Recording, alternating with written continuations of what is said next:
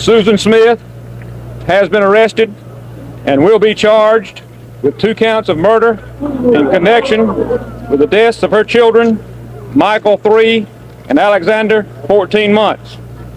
The vehicle, a 1990 Mazda, driven by Smith, was located late Thursday afternoon in Lake John D. Long near Union. 2 bodies were found in the vehicle's back seat. Identities are pending an autopsy. I do understand why they're having to do what they're doing. I'm all they have. Right now, they have not been able to rule anyone out. I don't think I'm any more of a suspect than anyone in this case right now. To know that anyone would think that either of us had anything to do with this abduction of our children. So I don't know how many of you actually remember this case. This case was back in 1994. The reason I remember it is because it hit the national news. Susan Smith was sentenced to 30 years for the death of her 2 sons. And now her first parole hearing has come up. Is serving life in prison after drowning her 2 children by watching her car roll into a lake in South Carolina back in 1994. Smith broke down in tears as she asked to be released. I know that what I did was horrible. And I would give anything if I could go back and change it.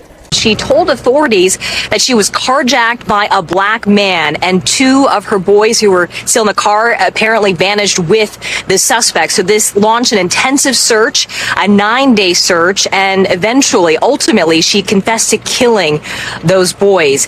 The story that came out during the court case was that she had met a guy, and the guy that she liked. Now, this is why she's married to her husband with these 2 kids. The guy that she was into didn't like the fact that she had children.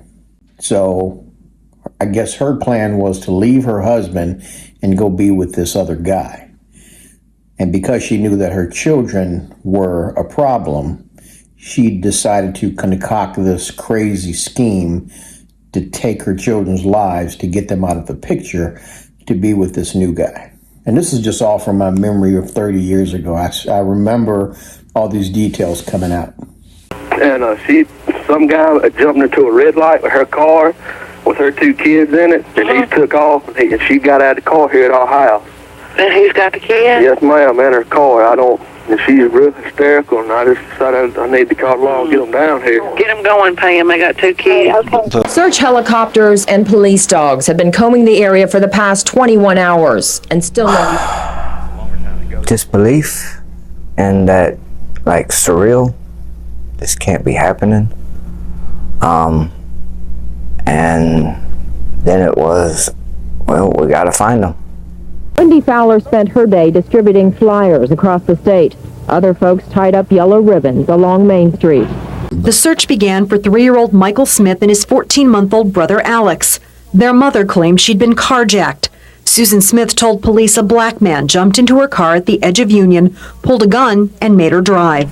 And of course, we had a sketch artist from SLED that drew her description, and it was just about as generic, African American as it could be, which again is terrifying. So, I mean, basically any African American of a medium build with a toboggan would have fit. It's kind of sad to watch the emotion from the father who had to endure what his wife had done. It's been a tough 30 years.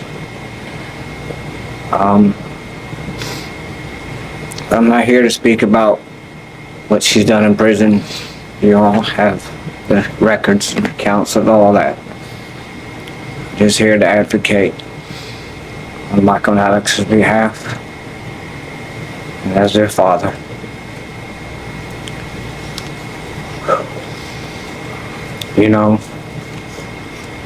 God gives us free choice, and she made free choice that night to end her life. This wasn't a tragic mistake. It wasn't something that she didn't mean to do. She purposely meant to end their life. I've never have felt any remorse from her for it.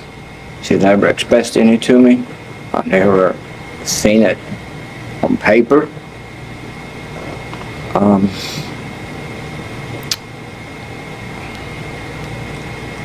No, you've heard, she changed my life for the rest of my life that night.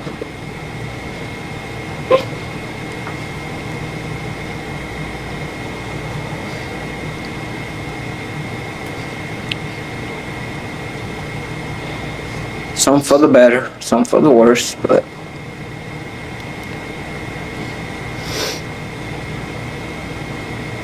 what she did, not only to Michael and Alex, she came pretty close to causing me to end my life because of the grief that she brought upon me.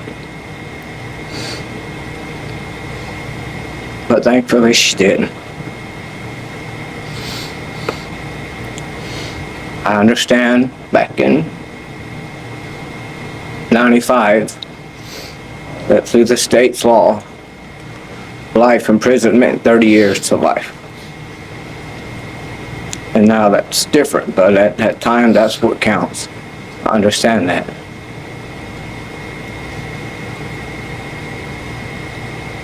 But ultimately, to me, that's only 15 years per child. Her own children.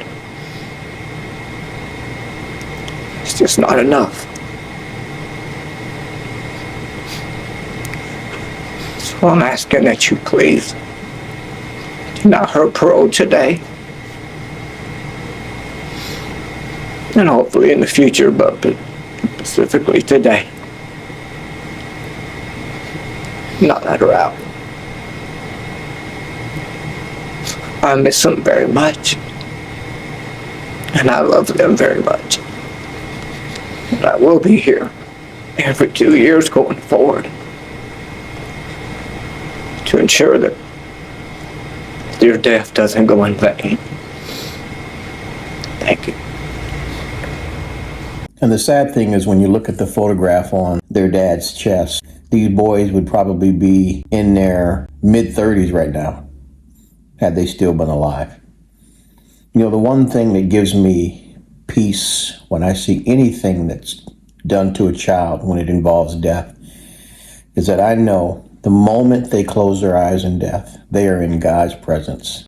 So for me personally, I'm glad that she didn't make parole and that they didn't let her out, because clearly what she did, as her husband said, was premeditated and planned.